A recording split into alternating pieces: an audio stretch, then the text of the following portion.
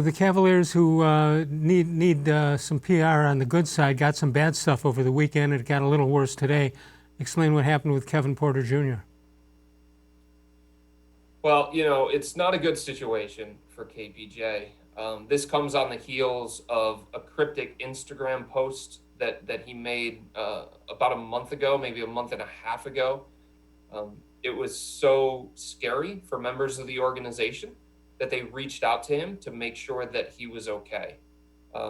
Look, I had a couple of people talk to me at the start of this whole shutdown about how they were going to try and keep all of their players engaged and active and in the usual structure that they're used to when it comes to basketball activities this time of year. But look, it's hard. It's hard. These guys have been away from the court in the environment that they're used to for 8 months. And one of the players that the Cavs were worried about was KPJ, because they felt like when it was the season and he was surrounded by his teammates and surrounded by coaches and in the structure and given a day-to-day routine, he was able to stick with that. But that all changed in March with the COVID-19 pandemic. And the belief is right now that it was just one mistake for KPJ.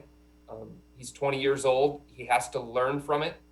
But it's certainly not a good thing when you have somebody like this who fell to the 30th pick of the first round last year because of the questions about his maturity, because of the questions about whether he can continue to do the right things off the court.